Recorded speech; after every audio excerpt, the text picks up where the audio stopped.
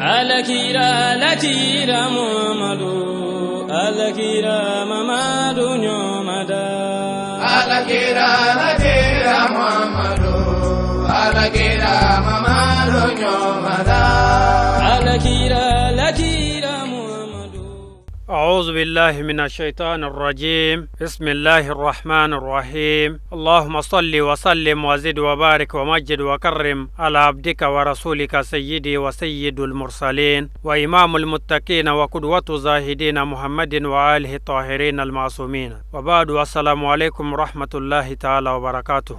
Bade tebeshir fila la jaba wa ma dila ala fe ala ka hina naka kisha naka barka ala ko dina na ukilingile na bela jelema au sigiyoro la da do sanwosa jamiya to ansar din tonde munumbe kai ube wele bla Sayyid Sharif Usman Madan Haidara Dema akata ala kirabba ka bangini shunyina maya ufe ninga kusma ni wajulo na famawiye uka balon chikene baka stade makoro sisoko o la da intimena nyina samba flantan woroina kumbenu mbela jelen kera samedi do Desembre kalo tletan jamakulu babora ka damine kabre kaye donda kata blafo shirifge jabala la Sayyid Ahmed Tijani Haidara o bismillah likmakaun ano dantigelu bela jelen bane wulada fe le 11 décembre 2016 aslame bela jelen nyon soro stade makoro sisoko kono kabre fitritle wati tumana mine shirifge era kena soro na munumuno na ka foli bla al-islamé ula na ya sigero soro ka bismillah femi mbora o ko to kono ange je anga nyama daw fe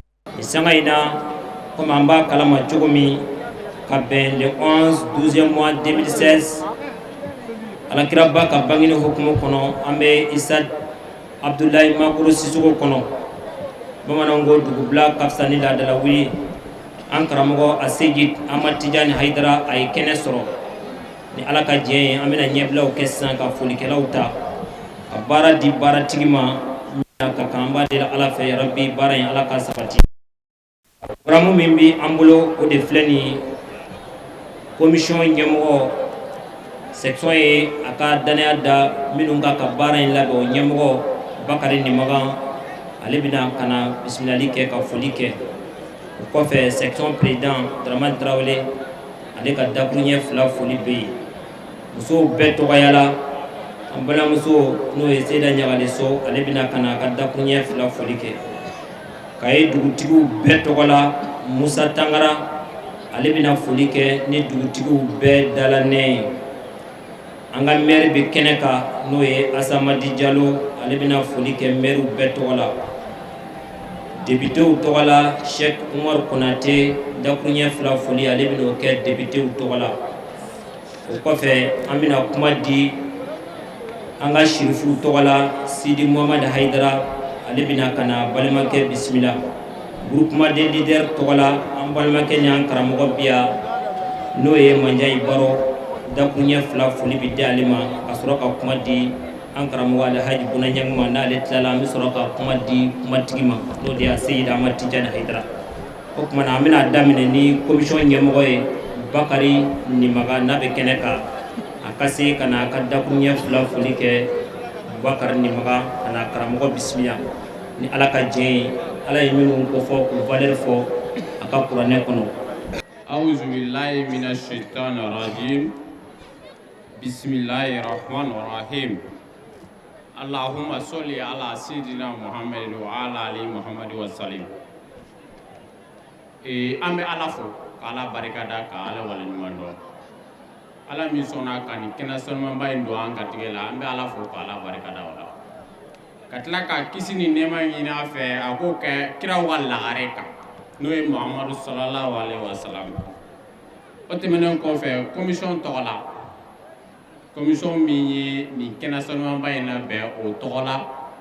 président bagar ni maga anaga jama ko jamaki bismillah kaw bora ka so aw na law ka so o temenen ko fe ambe foli ke ni jama selman baimbe ka fo ko aw ni che aw yere yi anya wele aw na na nga wele jabi aw ni che aw yere yi o temenen ko fe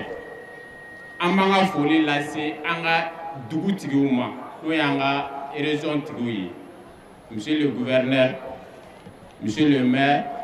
monsieur le préfet, monsieur le directeur de la région de Kaye, monsieur le directeur de la police an b'a fo u y'an dɛmɛ an ka nin baara in na vraiment an b'u fo u y'u ka dayɛlɛ an ye sanga ni waati k'a yira an na k'a fɔ ko n'an pɛrɛnnen don tuma o tuma dayɛlɛlen don an ye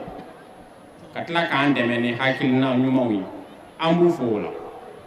o tɛmɛnen kɔfɛ an b'an ka dugu karamɔgɔw fo k'u barikada k'u waleɲuman dɔn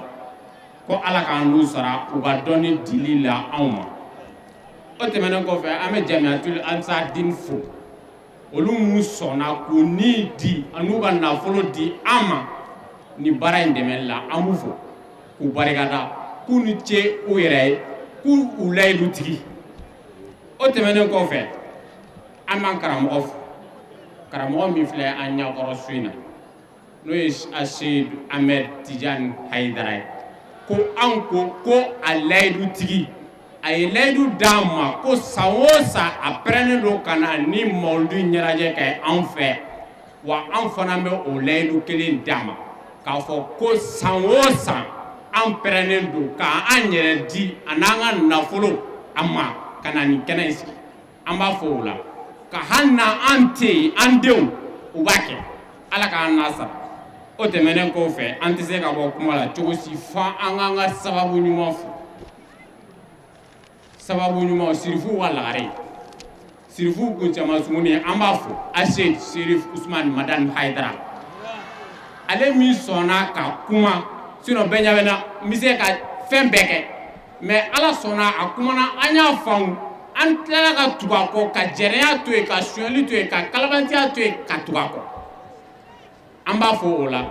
ko a ni ce a yɛrɛ ye ko ala k'an n'a sara san caman bɛ ala bolo ala k'o d'a ma ala ka garijɛgɛ ɲuman d'a ma ala k'an sutura ala ka labanko ɲuman d'a ma nin tun ye commission tɔgɔla ye aw ni ce aw yɛrɛ an bɛ an ka commission fo ka dakuruɲɛ fila foli la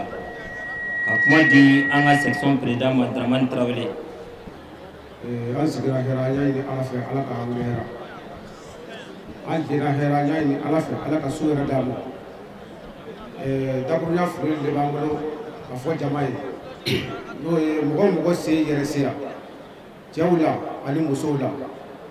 an bɛ foli kɛ bɛɛ ye an sigira kɛnɛ min ka nin ye n'o ye an kuntigi kisi ni nɛɛma b'a bɔ an ka kira laban n'o ye Muhamadu ye o ka bani ɲɛnamani su bi su in nɔ kɛnɛ y'o de ye an bɛ dugawu kɛ ala y'a bi su in nɔ jira an na an y'a ɲini ala fɛ ala ka san wɛrɛ jira an na n'o bɔra ye an bɛ foli daminɛ an ka monsieur le gouverneur la ka na fanga bonda bɛɛ la a kelen o kelen an bɛ foli k'u bɛɛ ye n'o bɔra ye an bɛ foli kɛ an ka diinɛ ɲɛmɔgɔw la diinɛ ɲɛmɔgɔ kelen o kelen bɛ yan ani min sen ma yan sɔrɔ an bɛ foli kɛ a bɛɛ la a n'an ka dugu maaba bɛɛ ko ala ka nin kɛnɛ k'an ye dɛlu ye lahara ka k'an ye kisi ye ka k'an ye bɔda ye k'an don arijinɛ kɔnɔ k'an kisi jahanama tɔɔrɔ ma. o la an bɛna kuma di an balimamuso ma ale bɛna bisimilali kɛ musow bɛɛ tɔgɔ la. an bɛ ala fo ka ala waleɲuman dɔn an bɛ ala barikada ala min y'an kɛ mamadu mantonw ye k'an sugandi k'an kɛ silamɛ ye ka tila k'an kɛ mawuludu kɛbagaw ye an bɛ ala waleɲuman dɔn a ka nɛɛmaw la ka sera a ka kiraba in kan n'o ye an kuntigi Muhamadu ye kisi ni nɛɛma b'a ye a n'a ka sahabaw n'a so dunkew fo ka taa se kiyama jo dɔ ma an bɛ nabaga bɛɛ lajɛlen fo ka musow bɛɛ lajɛlen tɔgɔya la ka taa an ka karamɔgɔw la an ka sirifu bi kɛnɛ kan an ka ɲɛmɔgɔw bi kɛnɛ kan an ka foli b'u bɛɛ lajɛlen ye an sar maa cɛsirilenw ka taa an ka organisateurs la fo ka se sécuritéw la ani an sar bi yɔrɔ yɔrɔ an ka dugawu bɛ a bɛɛ lajɛlen ye an ka foli yɛrɛ b'u ye an b'a fɔ ko bɛɛ bisimila kɛnɛ in kan an b'an ka sababu ɲuman fɔ n'o ye Cheikh Sherif Usman Madani Hayidara ye sini kɛnɛya lafiya ala k'a d'a ma an b'a ɲini setigi ala fɛ ala k'a mɛn an bolo ala k'an ɲɛma a la a ka denbaya ala k'a k'a sago ye a y'an dɛmɛ k'an ka denbayaw dilan k'an ka duw dilan ala k'a ka denbaya k'a sago ye ala ka n'a dusu kasi n'u ye fɔ inshallah yarabi ala k'a ta fanga d'a ma ala k'a mɛn an bolo ala ko kira n'a somɔgɔw ka n'u ye salli ala Muhammad. an bɛ an balimamuso fo a ka dakuruɲɛ fila foli la dugutigiw bɛɛ tɔgɔya la an bɛna kuma di Musa Tangara ma ale bɛna kuma dugutigiw bɛɛ tɔgɔ la. Billahi minash shaitanir rajim. Bismillahir rahmanir rahim. An bɛ Ala deli ka Ala barikada an tilen na hɛrɛ la cogo min Ala k'an se hɛrɛ la tan. An bɛ kɛnɛ min kan an bɛ nisɔndiya kɛnɛ de kan parce que baara min bɛ yan bi n'o ye Ala kira ka bangeli o su ɲalamali de ye an tɛna se ka kɛnɛ si kan kɛnɛ min barikalen bɛ ka tɛmɛ o kan bɛɛ lajɛlen b'a dɔn k'a fɔ ale de ye kira fɔlɔ ye ale de ye kira laban ye fɛn bɛɛ lajɛlen kuntigi y'ale de ye n'a fɔra k'a fɔ o ka bangeli an bɛna ka na o su ɲalamaya o kan ka diya silamɛ bɛɛ lajɛlen ye ka dɔn k'a fɔ su in na foyi tɛ fɔ yan Ala ko tan Ala kira ko tan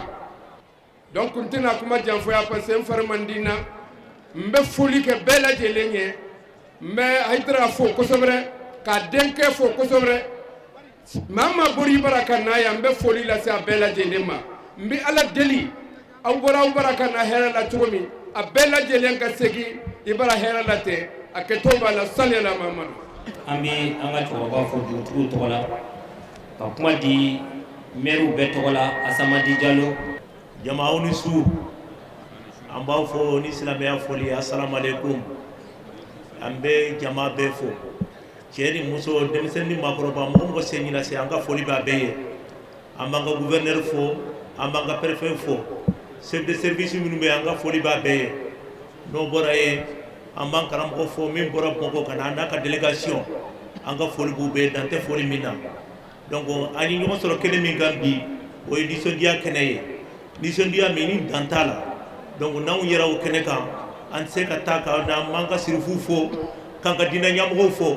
ka musadiri tɔn cɛ n'a muso denmisɛnnin ni maakɔrɔba k'a bɛɛ fo dan tɛ foli min na an bɛ jama bɛɛ fo mɛriw bɛɛ tɔgɔya la an ka association min bɛ yan ne Asamadi Jalo n bɛ foli lase jama bɛɛ ma hakɛto b'an ka sani la. A'udhu billahi minash shaitanir rajim. Bismillahir rahmanir rahim. والصلاة والسلام على أشرف المرسلين سيدنا محمد وعلى آله وصحبه وبعد السلام عليكم ورحمة الله تعالى وبركاته. وعليكم السلام ورحمة الله. أمين سوبا منابي نو يانغا كراكا بانجلي سوي أكلاني سوبا دي نيافام. أمين موفو كايتا ويسو كرنكرنة كاسبابو كه سيامو كرا مليون بلا جلي kuna jabaye Sheikh Sherif Ousmane Madame Hayidara an b'o fɔ parce que fɛn bɛ sen na bi bamananw ka kuma ɲaadimi de don kɔnɔdimi tɛ o denkɛ k'a daminɛ a kɔrɔkɛba la n'o ye fa ye Ala ka hinɛ la Ala ka dayɔrɔ suma fo ka na se a dɔgɔkɛ ma n'o ye Sheikh Ahmad Tijani Hayidara ye san o san olu de bɛ ka na mawuludu ɲɛnamaya an bolo yan Mali région ka ca dɛ o la an bɛ mun fɔ Kayikaw an b'a fɔ alhamdulilayi an b'a fɔ alhamdulilayi kuma jan tɛ yen an bɛ mun fɔ dɔrɔn Mali autorité bɛɛ lajɛlen tɔgɔ la Mali député bɛɛ lajɛlen tɔgɔ la ko karamɔgɔ ka dugawu kɛ Kayikaw ye a ka dugawu kɛ Kayikaw ye ka dugawu kɛ maliyɛnw ye. لا أنا بقول ما أكتب لك صلي على محمد. بسم الله الرحمن الرحيم. بجمع بفو تقربا تويالا. أكو أغنى تبا كنا كسيا مسينا كتشودو. أكالو أتى أمي أحكيميا. أبى دعو نينا وفي أبى دعو كوي. بيسوي منما نبارك على كادي أنا سلامتين بلا جلما. Kabe Ousmane Sherif Madani Hayidara fo di kelen ka Sheikh Tijani fo bunyala Kayikaw ye bi mawludu suyi nema en bala kala ka di salamau ma awa buna nyanka bi fo indi ka cesiri kibe muna ki jija sirifu be Bamako ko mais ere buga ambolo kayya ki jijale be ka do faraka haka to wen ka sallallahu alaihi wasallam. Alhamdulillah, ande ala fo ka barkada auzu billahi ma nga fo ni kene ka basene kene mene kene barkale shaytan sigi wote ni kene ka bra ibe auzu billahi fo kene de ka kene muni sigale me kene ko nala ni kene ni shaytan gerala andro tasma de bamenala ambe ala dedi muldu in kene asigira ni ngani amunye ala ka ngani atime ambal magya mun fana bora Bamako anaka demba nuna na fe kaya ambe do ko unma na fe chomna ala ko na sebite awa mamun bora kaina kerefe dugula ala nyabo bela jelengani ala au nana ala ko de kama hamina ko be mamuna banambe mamuna ani mamu dusukun be ani ala ya ke mu masika ya la soro ambe ala de ala ka besa godima dusuka sibe mamu ka ala ka ta ka boy gelado mamu ka ala ka ta ka boy jamana be dinga mun kono ya rabbi ni fi barka na horoma kama ala ka gele ta ka banka o ambe foli ke kanyasi anga famo fanama basi ya me ma nyama de bila ya ma ambe suno ko ambe dando wuli famo fana de bankuna ambe do ku ye wiche sirim ke dina intabulo la ya rabbi ala ka nusara ala ka nusara ala ka nu kanda ala ka nu kisi o ni awdenge na balma ke no sidi muhammad haidara annana aide haidara to yala kay shurfu bela jelen to yala ku dusugum be ya ma se ka yala so ngaw gar do baye kenen sigira hera kono to no baye ni kenen ka wulite insha Allah fana abekete sigato la insha Allah. Wassalamu alaikum wa rahmatullahi ta'ala wa barakatuh. أعوذ بالله من شر الشيطان اللعين الرجيم.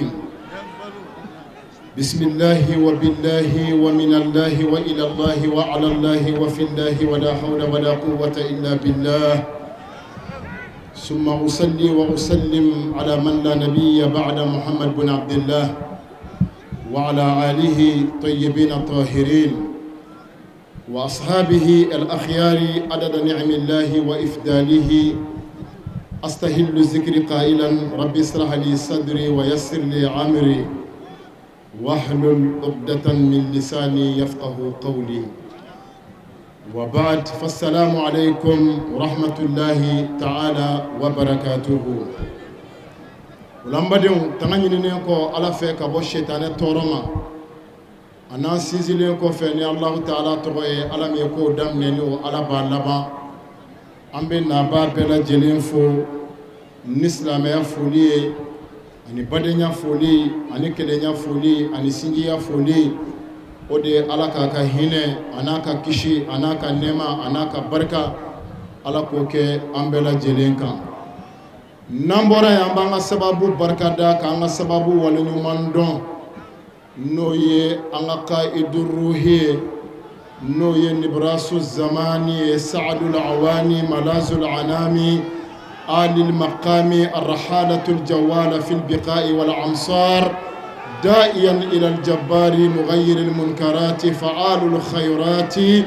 السيد الشريف عثمان مدان حيدرا أما ولن يماندوكا بركدا نيا مولود وسرا كابو كاري وكونو كابو كيون كونو كنابلا بولونتان تيرمبوكا نا كنو دسرا جماو كورو ni alakira ka bangeni ɲanamayali na nisodiya ye o kɛra ni cɛ min ye o de a Seyidi Sherif Usman Madana Haidara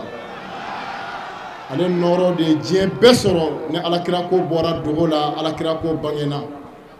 ala kun ma dɔn fo alakira cilen kira yɛrɛ fana kun ma dɔn fo Seyidi Usman Madana Haidara kumalen an bɛ Haidara fo k'a barikada k'a waleɲuman dɔn a ka sɛgɛn na an ye a ka wulikajɔ la an dilali diɲɛnatigɛ kɔnɔ ka se k'a kɛ a kɛcogo ɲuman na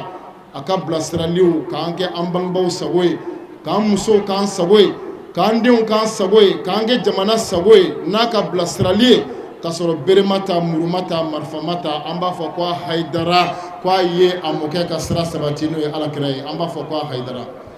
o kɔfɛ n'an bɔra yen an b'an ka funanŋɛ fo k'a barikada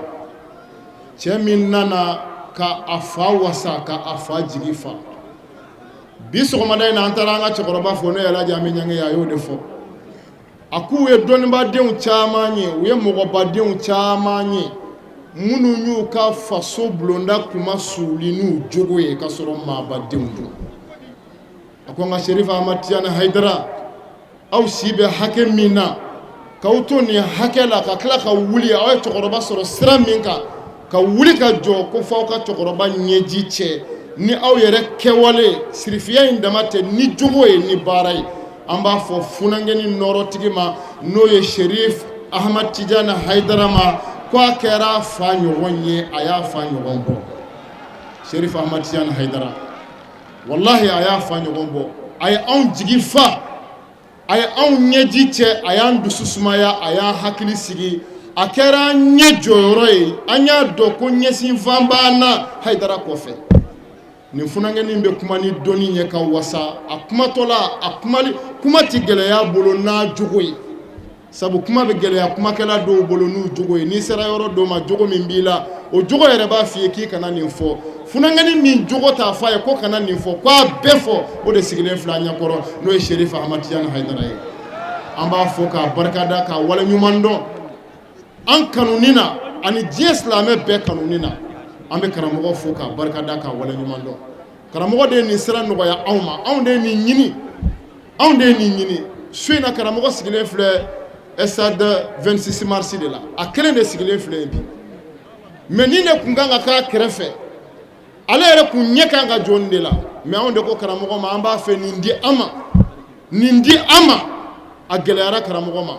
wallahi an b'a fɔ a ye don min a gɛlɛyara ma mais a sɔnna ka jɛ n'a ye an karamɔgɔ ye k'a bolo bɔ a la ka sɔrɔ diɲɛ silamɛ bɛɛ mago de filɛ ale la jamana 30 ni kɔ de filɛ Haidara kɛrɛfɛ Bamakɔ Bangɔni na bi a bɛɛ ɲɛ bɛ nin kamalen in de la mais karamɔgɔ jɛna n'a ye kayikaw kanu fɛ a ko ale yɛrɛ ye kayika ye o kama k'a bolo bɔ nin den in na k'a di an ma a ka nin su in ɲɛnama ye o la an tɛ se ka Haidara sara a foli da t'an bolo an b'a fɔ Haidara ma ko a ni ce ko a ni layidutigiya ani hɔrɔnya k'a fɔ sirifikɛ jogotigi ma ko an bɛna bɔ a n'a donko cɛ mɔgɔ bɛ fɛn min don a ka nɔgɔ i ma kojugu sabu kuranɛ jiginna ninnu de ka so bɛɛ b'a ta ninnu de la diɲɛ bɛɛ ka yelen tugura ninnu de la wa an bɛna fayida su in na kɔfɛ ni mɔgɔ donna jahanɛmɛ kɔnɔ yan ala jo b'i la salamu aleykum wa rahmatulahi taala wa barakatuh ayiwa silamɛw sigara hɛrɛ la ya rabbi ala k'an wele hɛrɛ la amin بعد أعوذ بالله السميع العليم من وسوس الشيطان اللعين الرجيم بسم الله الرحمن الرحيم وأصلي وأسلم على الجميل خلقا وعلى الكامل خلقا وعلى العظيم خلقا سيدي وسيد المرسلين وإمام المتقين وقدوة الزاهدين وعلى آل بيته الطاهرين وصحابته الطيبين ومن والاهم أجمعين إلى يوم الدين آمين آمين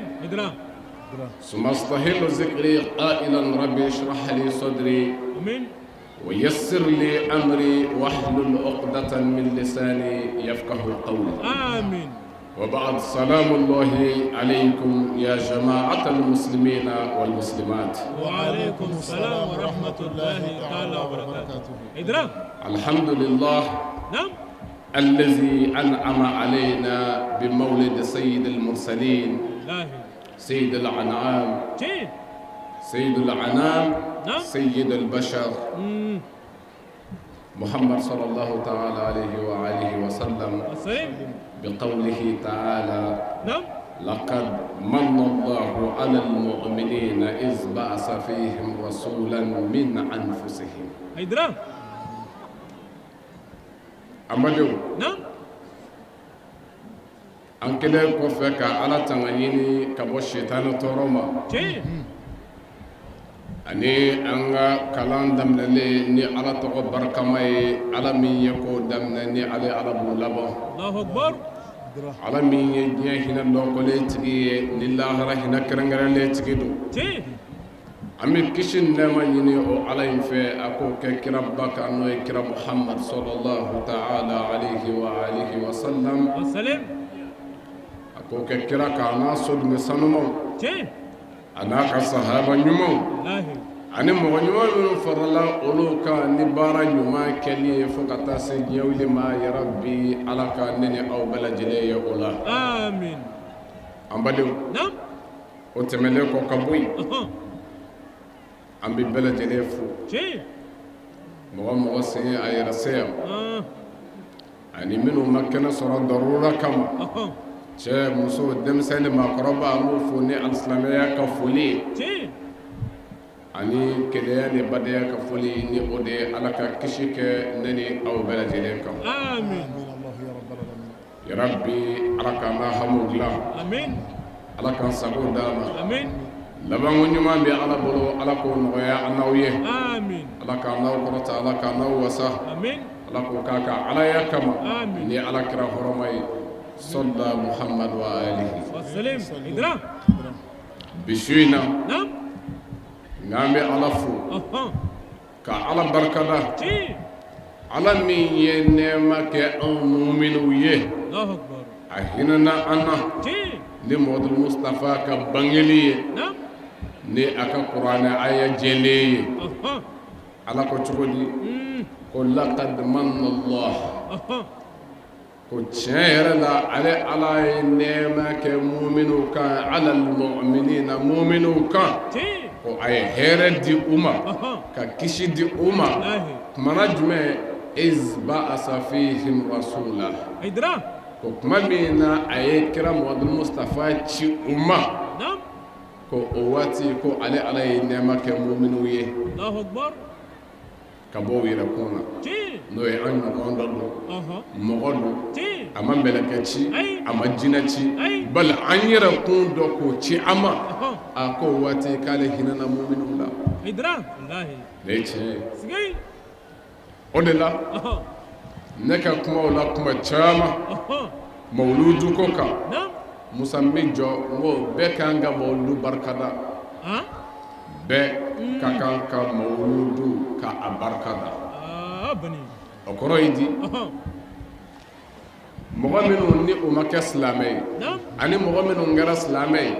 bɛɛ kan ka mawludu barkada n bɛ tila ka dalu fara a kan ka kɔntanni ye yɔrɔ jan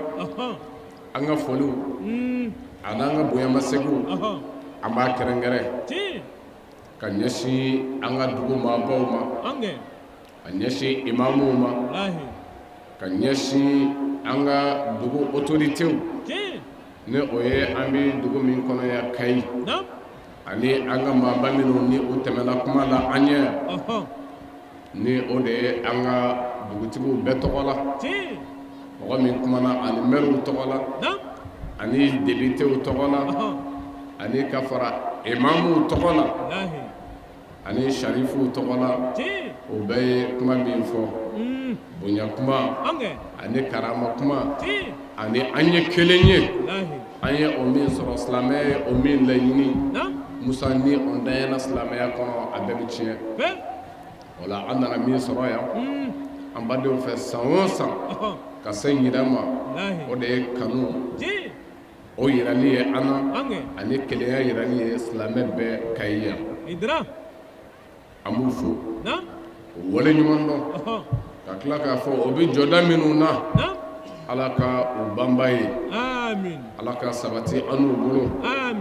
o tigi ye ala k'a mɛn dugu in ɲɛfɛ ala ka hɛrɛ don dugu in kɔnɔ an bɛ tila ka dugawu kɛ imamu minnu bɛ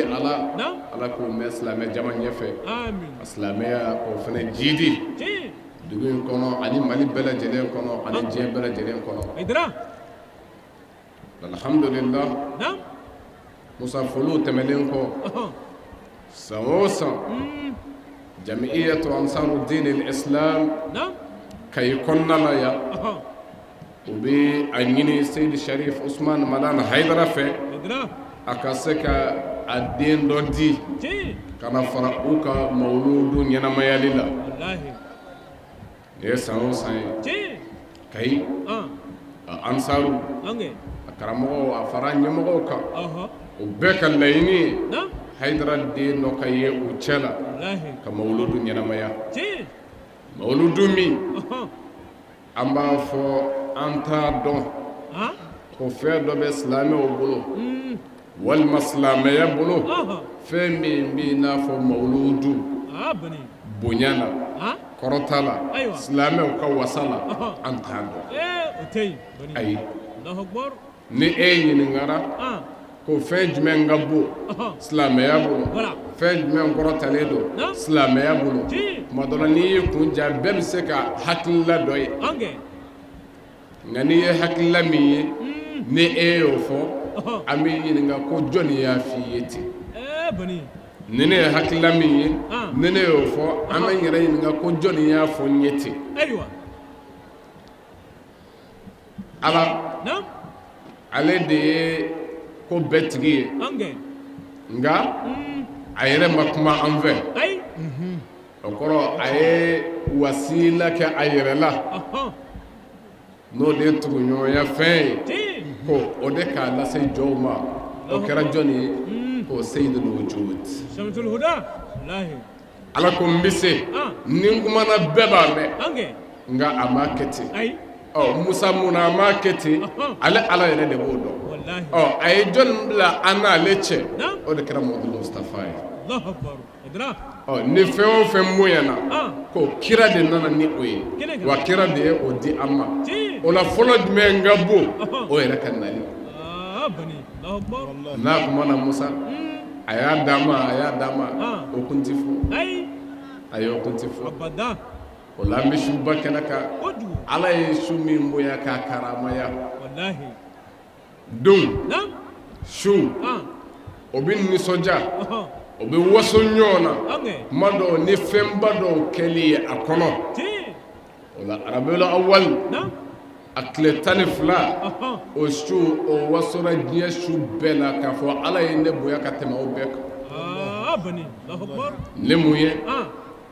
ni Bashiru bangeli ye a kɔnɔ ni Naziru bangeli ye a kɔnɔ ni Hashimiyu bangeli ye a kɔnɔ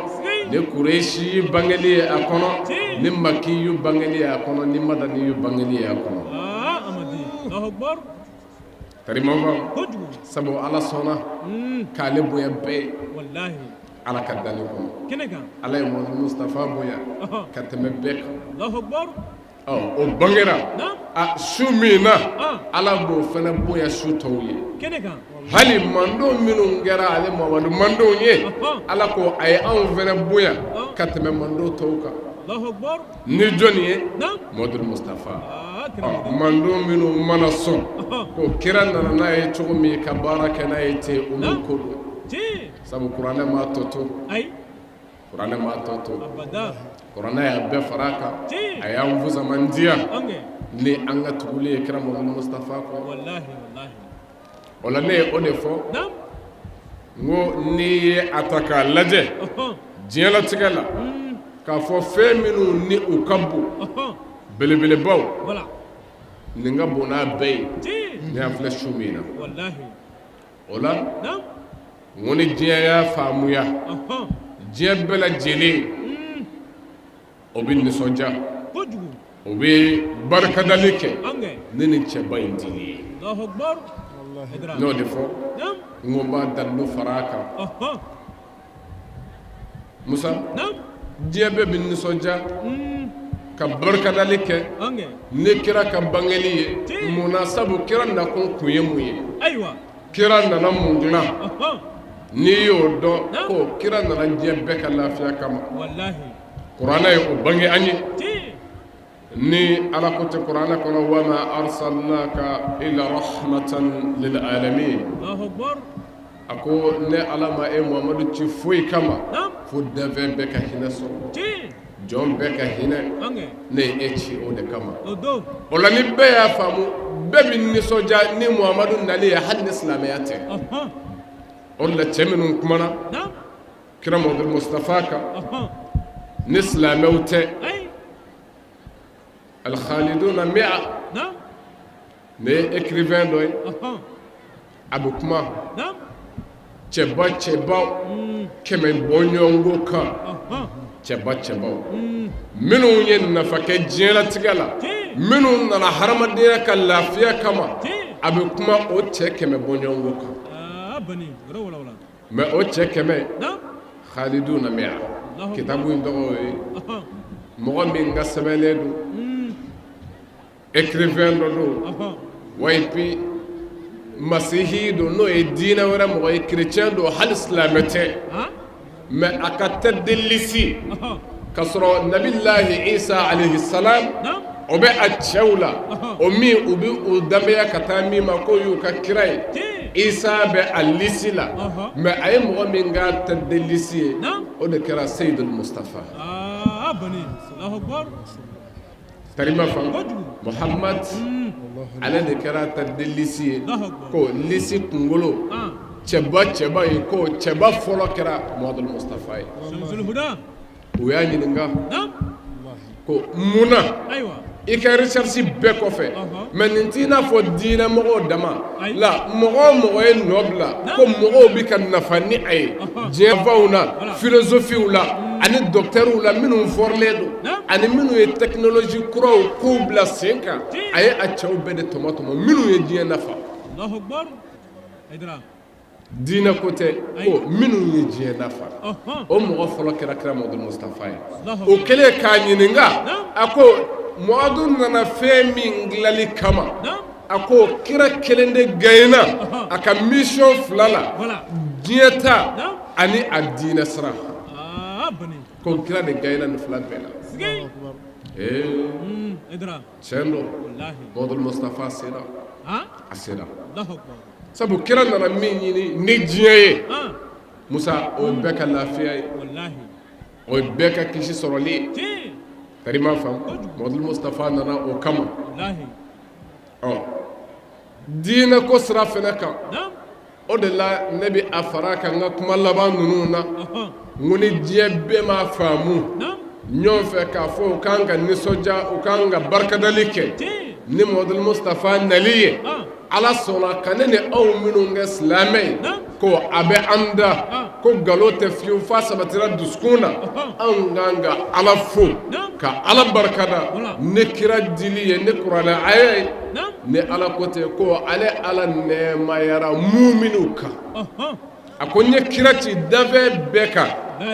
hina kama nga ne mayara mu'minu ka kuma me na nyekira modul mustafa ci kabu yera kuna ka ke kiraye kabu yera kun bani Allahu akbar ni be ma fam ne ni emmi ni angara mumunu ya anganga famu ne qur'ana ay modul mustafa ale bangeli o fembay musa o tabali ay ko beni ka famu do dina ko la beni ka yeta do dina ko la andi ma sama ka buita kan anti jakuya yere ki kanda famuya nga musa madola ni mogodo ko bidangare ana amba yuru la kambia amati Allahu akbar danga dalu ba keme musa min saka soso ay wuli bandu Allahu akbar wuli bandu idra ami sama sigi mawlud a hukmu konnala ya kerengere yana saosa anga sigela ya ame anga foli kerengere ane blesrali kam fitini mi no no yara amma ka anga fama nafa ka kado duma kuma dola kado mi ne abu nafa kateme fe bela jede ka wallahi abu nafa kateme ka moru ka national ka kalwaka abu nafa nu sona ka lame ka kila ka fu ye ka faraka ko aw ba fo amma gote asarala anti ko nyina la yere ay aw degati jafa may adile ko ala fama abada ay otike olam min vuye ko ni usona ka aminati ko billafiya o kanyana mayala hal o ko tislamay o bu kanyana maya jabo le ode o ka kle o ka kella jiriye Allahu akbar ko ko famu ya sigi ambe abal makefo saosa stade Abdoulaye Macron Sissoko kayya alebe a war sara war min ganga sara kana alakiraba muhammad sallallahu ta'ala alayhi wa alihi wa sallam kana ale ka mawludu ɲɛnamaya san o san ale de b'a wari sara an b'a fo k'a ni ce jamana kan ka fɛn min kɛ nin b'a la nin b'a la dɛ a alakira bangeli ma se ka foyi kɛ o la nka mɔgɔw bi jɛrɛ yɔrɔnin min na k'a fɔ dakuruya fila bɛna fɔ alakira kan ye ka Muhamadu Mustafa ko fɔ mɔgɔw ye a jamana ka dɛsɛ ko o di fo o su kelen o jamana o kan ka lakunu ko a ye bɔ ko dɔw kalama a ye bɔ ko dɔw kalama olu b'a dɔn dɛ a ye bɔ ko dɔw kalama a wari a ka di a bɔbaga ye hali n'a ma dabila a labɛnlen don a bɔli kama sabu ale ye ansaruw sen bɔ a la a mɛnna ko ansaruw kana sara ko ale b'a sara wa a ka di a bɔbaga ye k'a di ten mɛ ko a b'a kɛ mun kama dɛ ka hɛrɛ sɔrɔ a yɛrɛ ye ka alakira bonya yala a bɛ minnu ka disposition kan ko a bɛ aw de ka mara kɔnɔ bi yala alakira bonyali ɲinan bɛ k'o kɔ cogo di ka se o hakɛ ma ne bolo jɔyɔrɔ dɔ kan ka ye faamaw la o sira kan tari i m'a faamu an ka kuma ye jumɛn ye hakililajigi dama don n'o tɛ a wari sarali o dɛsɛ tɛ a bɛ yen a bɛ yen tari i m'a faamu a bɛ yen nka an bɛ o lasɔn min ko ni maa min ye alakira bonya ka a bangeli bonya ko ala b'i yɛrɛ bonya o de la minnu ko mɔgɔ fɔlɔ min ye mawuludu kɛ k'o ye Maliku Musfiri ye ko ale de ye mawuludu bonya faama la ka mɔgɔw dalajɛ ka dumuniw tobi ka di u ma ka mɔgɔw bila ka kuma alakira kan k'a fadailu fɔ a ka fusamandiyaw fɔ ko mɔgɔ fɔlɔ min ye o kɛ nin cogoya in na k'o ye Maliku Musfiri mɛ a ye ɲininkali kɛ ko ale masakɛ in tuma min na a ye alakira bonya k'a bangeli bonya ka mɔgɔw ladumuni ale de tun bɛ mɔgɔw wele k'u ladumuni k'u ta fi sabilillah tari ma faamu ko a laban n'a ka masaya kɔnɔ di bonya la karama la kɔrɔta la a laban na ten ala y'a bonya ni a tile faama bɛɛ ye tari ma faamu ne mun ye ko a ye alakira bangeli bonya a bɛ diyagoya an ka to ka ala sɔmi an ka to ka ala sɔmi ne n'a ɲɔgɔnnaw ye musa hakili ka to a la ko nin jamakulu ɲɔgɔn bɛ fara ɲɔgɔn kan fɛn min na hali ni mawuludu tɛ jamana ɲɛmaaw kan ka fɔ an kan ka ninnu sécuriser an kan ka hakili to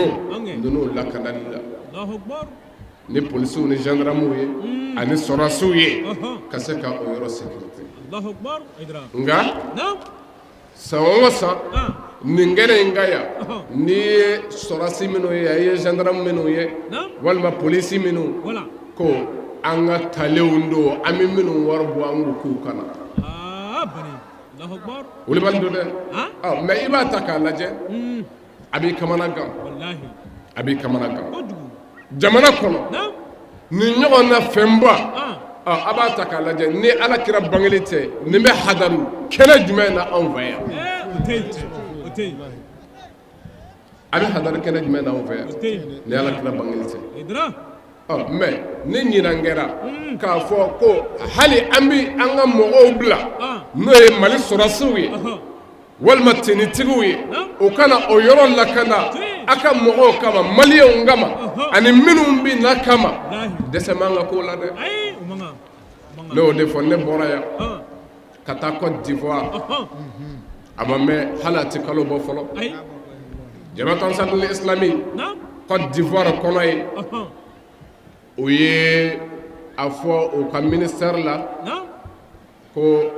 Mali karamɔgɔ Seri Usman Madan Haidara ko a denkɛ kan ka tournée dɔ kɛ Côte d'Ivoire ka autorisation ɲini o sira kan nka autorisation a sɔrɔlen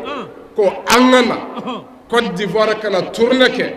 mais Côte d'Ivoire ambi doy fo ka tamboy ay tourner minga préfecture ni anzerana antara soro au gouvernement kele doka la benke o bebolo o ka sorasi pick-up no gendarme o mobile fo de metu ango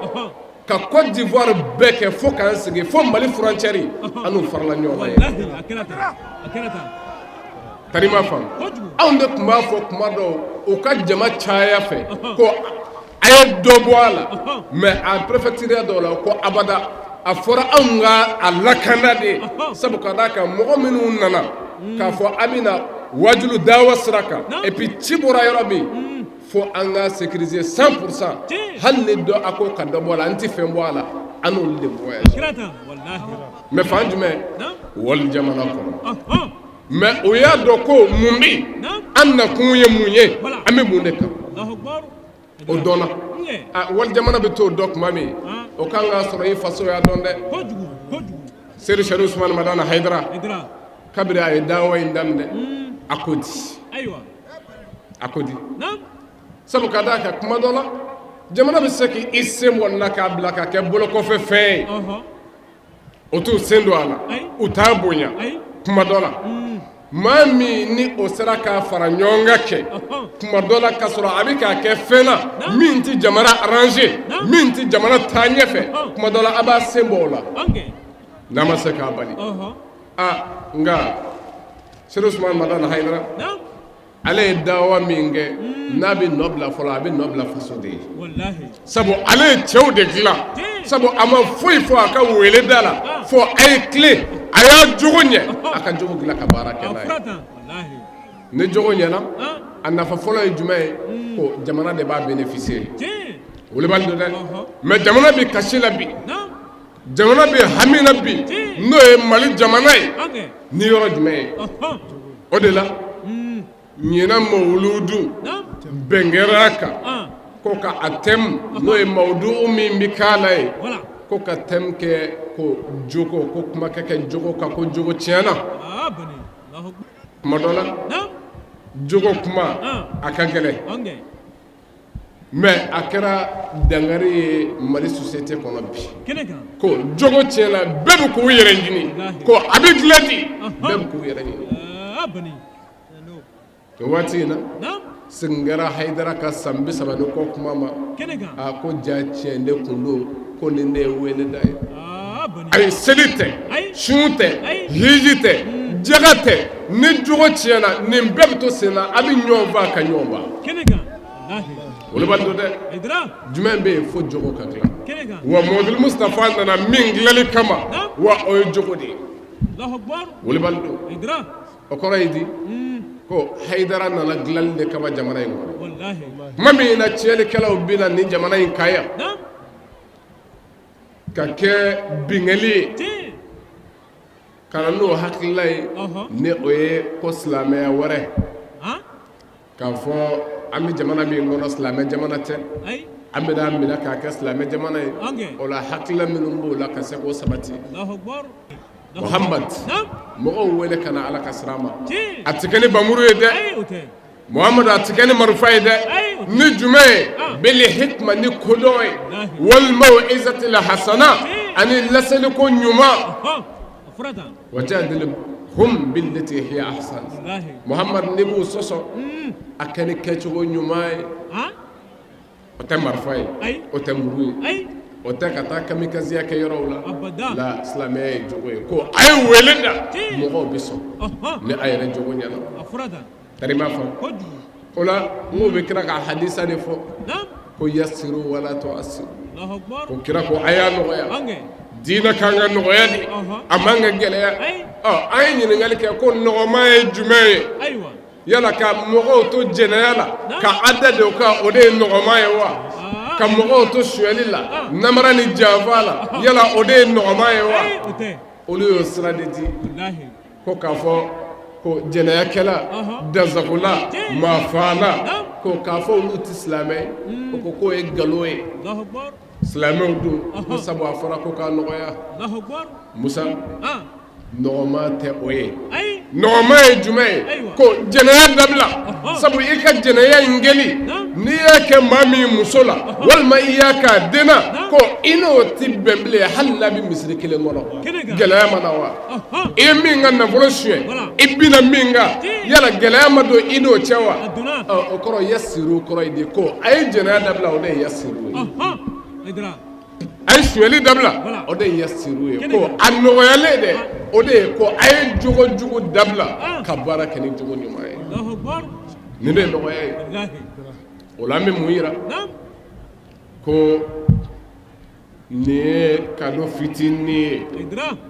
ka di an ka faamaw ma n'o y'a faamu a b'u nafa sabu n'o ye kɔn ka ɲɛsin o kɛrɛfɛ jamanaw ma minnu gɛlɛn don ka alakira bonya dɔ k'a ka hakɛ dɔn u ka karamɔgɔw ye k'a bonya n'o y'u kɛrɛfɛ u k'an ka keleya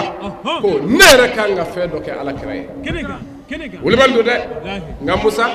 k'a fɔ u t'a kalama wa u b'a kalama u b'a kalama o la an tɛ taa n'o kuma ye yɔrɔ jan k'a fɔ u ye dɔrɔn ko n'u hakili tora alakira la k'a bonya ko ala b'u yɛrɛ bonya an tɛ jɔ o kan mɛn an bɛ jumɛn fɔ ne ni e ye ko fɛnba min nana bi ni a fɔra kumakanko kan ni o de ye jogo ye ko jogo ɲumanya ne kira Muhamadu Mustafa a bɛ kuma o kan a ka sahaba dɔ bɛ yen min bɛ wele ko Abu Darda ala de b'a fɔ ko kira Muhamadu Mustafa ko foyi ti min ka giri lahara jɔ don jɔ ka mizanu kan peseli kɛyɔrɔ la seli datɔ baskili kan jaga datɔ a kan a b'o cogo kɛ la sun datɔ a kan hiji datɔ a kan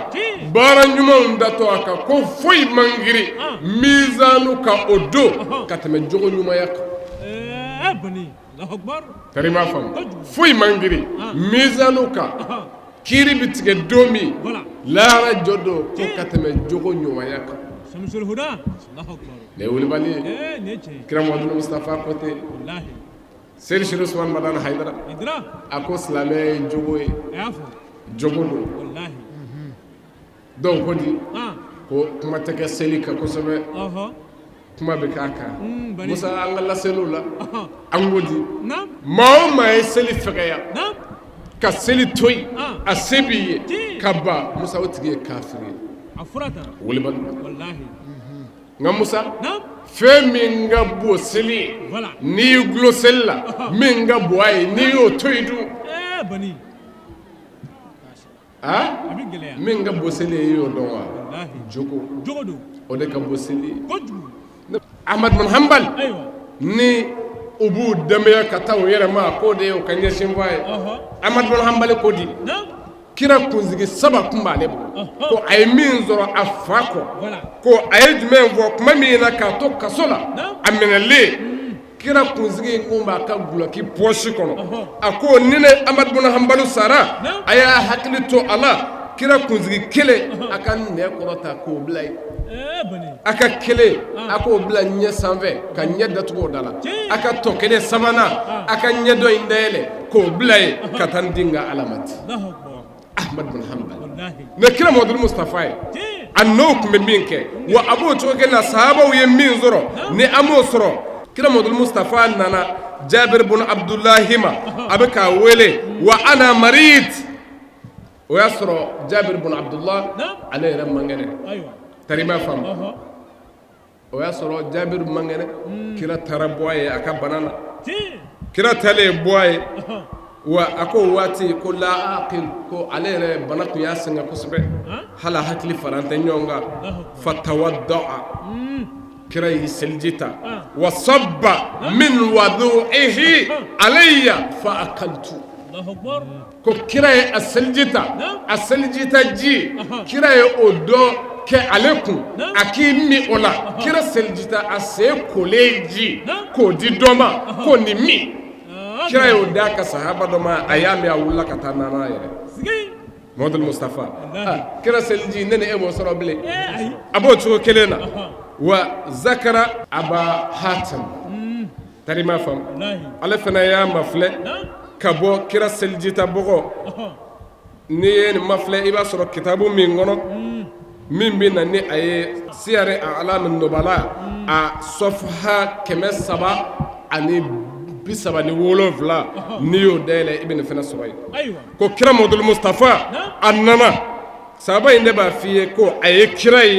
kira na ledo ajo aka mirabula aka misri konnala bilal ibn rabah wa ra'aytu bilalan ako kira modul mustafa nana aka seljita jibe bilal ibn kira yere de be kana odi sahaba uma ko aye mo ye ubika gire kira seljita jika kira seljita mina ubika beke ku faru mu sahaba ola nafra ko sahaba ye mini minga kira modul mustafa aka nowla andi klala ya kira ye adajitu sahaba kuma gire ko dajita musa ne eto soro ma bokare bidaya minge kasoro kirama ke fiyew kirama ma blala wa amafa makake o jumay qur'an min flambolo bi ka faranyonga abokar de ko ka faranyonga wa ko ka fuye ko e bidaye kirama ake amafa makake nga ko bokari yake wa bokari bidaya yake abo chogola umar ibn al-khattab ay bidaya minge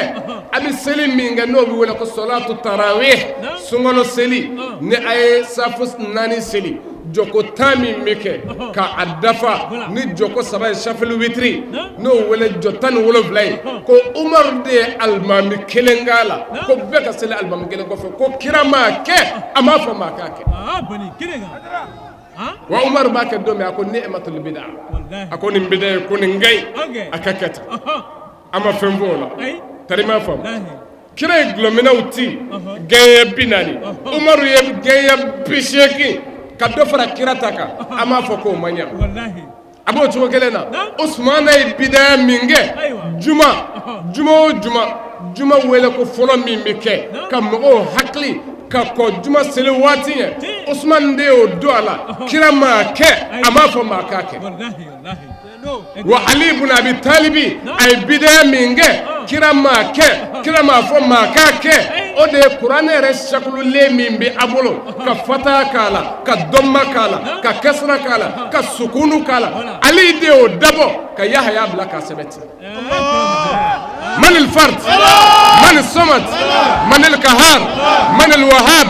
من الرزاق من المحيي من المميت واحد الله الحمد لله رب العالمين بدي مولا الدنيا كفوني تيانيه كاي لا دو سانو سان كرمغو السيد احمد تجاني حيدرا ربطا مولود شفلو نينمايا مالي مرابولو فلو لا كاي اما دلالا في سامرتا على كو يرانا كالبانو نيما ندي اما نيالا كربا حرماي اكام بجين واتي ورا وشكرا لكم في امان الله على كيرا محمدو على لا محمدو نيومدا على كيرا محمدو